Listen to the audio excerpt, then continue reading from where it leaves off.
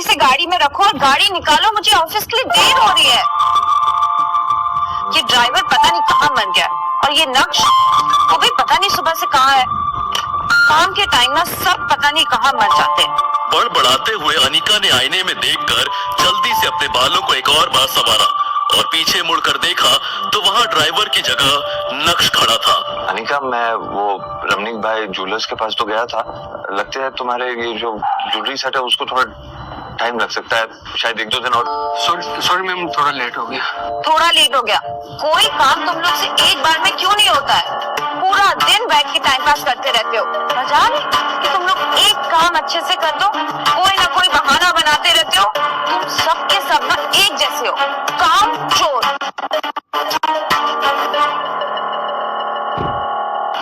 Sorry ma'am, आगे से ऐसे नहीं होगा। Sorry my foot, you better be on time tomorrow. ये कहने के बाद जैसे ही अनिका अपना बैग उठाने लगी तो नक्श अनिका की मदद करने के इरादे से बोला, अब मैं ले लेता हूँ। नहीं। नक्श चुपचाप खड़ा उसे कमरे से जाते देखते रह गया था। कुछ देर शांत खड़े रहने के बाद जैसे ही नक्श पीछे मुड़ा उसकी नजर टेबल पर रखी एक फाइल पर पड़ी। अनिका वो फाइल अपने बैग में रखना भूल गई थी। जब हड़बड़ाते हुए नक्श तेजी से अनिका की तरफ बढ़ा तो वहीं पास में सोफे पर बैठी अनिका की कजन भाग्या की नजर उस पर पड़ी। उसने नक्श के रास्ते में अचानक से अपनी टांग अड़ा दी। ओह माय गॉड, ये तुमने क्या किया? मैंने क्या किया? मैं तो अनिका वो अपनी फाइल भूल गई थी तो मैं उसे फाइल देना चाहता था तो रास्ते में ये अचानक आ गई और अब ये अच्छा, तो अब साहबजादे के रास्ते के बीच में मैं आ गई, इसमें भी मेरी गलती है ना? बड़ी माँ आप ठीक है ना? कोई जल्दी से डॉक्टर बुलाओ। जिस आदमी ने बड़ी माँ पे गरम चाय गिरा दी। अच्छी, मुझे पता है तुझे मेरी बहुत फिक्र है, पर मैं ठीक हूँ, मुझे डॉक्टर की कोई जरूरत नहीं है।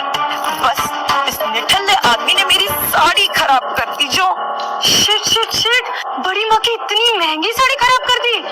ये आपकी एक्सक्लूसिव कलेक्शन की है ना बड़ी माँ? एक तरफ भाग्या बात का बतंगड़ बना रही थी तो दूसरी तरफ नक्श ने देखा कि अनिका वापस अंदर आ रही है। नक्श चित्रा को इग्नोर करते हुए अनिका की ओर बढ़ा। अनिका नक्श को देखे बिना ही घर से बाहर निकल गई। बस अनिका की एक प्यार भरी झलक के लिए तरस गया था नक्श। ब्रेकिंग न्यूज, गुजरात की सबसे बड़ी कंस्ट्रक्शन फर्म का भविष्य है खतरे में। क्या भानुशाली ग्रुप ऑफ इंडस्ट्रीज उभर पाएगा इतने बड़े नुकसान से? अब कौन संभालेगा भानुशाली ग्रुप ऑफ इंडस्ट्रीज की बागडोर? जानने के लिए बने रहे हमारे साथ only on Tech One News पर।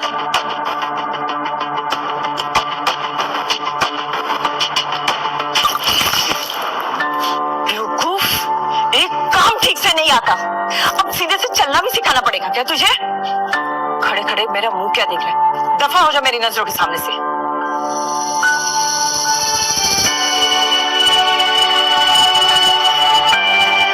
पता नहीं क्या सोचकर तेरी काका ने अनिका का हाथ इस आदमी के हाथ में दिया।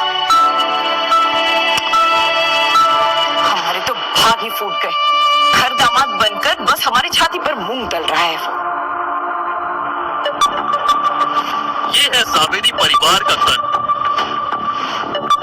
सावेरी परिवार सूरत की बड़ी बिजनेस फैमिलीज में से एक है। इस बड़े से शानदार घर में सावेरी खानदान का बड़ा परिवार रहता है और कई जॉइंट फैमिली की तरह इनके बीच में भी प्यार बस दिखावे का ही है। अक्सर यहाँ पर सुबह की शुरुआत ऐसे ही शोर शराबे से होती है और गलती चाहे हो या ना हो, इल्जाम हमेशा इस परिवार के दामाद यानी नक्श के सर पर ही आता है। पर नक्श ने कभी भी इस बात को दिल पर नहीं लिया। हर सुबह किसी और की गलती को अपने सर लेकर मुस्कुराते हुए वो अपने काम में लग जाता है। उसने चित्रा की तरफ देखा तो उसकी नजर वहीं पास में खड़े नौकर पर पड़ी जो नक्श को दया की नजर से देख रहा था, लेकिन नक्श के चेहरे पर एक शिकन भी नहीं थी। ब्रेकिंग न्यूज, गुजरात की सबसे बड़ी कंस्ट्रक्शन फर्म का भविष्य है खतरे में। क्या भानुशाली ग्रुप ऑफ इंडस्ट्रीज उभर पाएगा इतने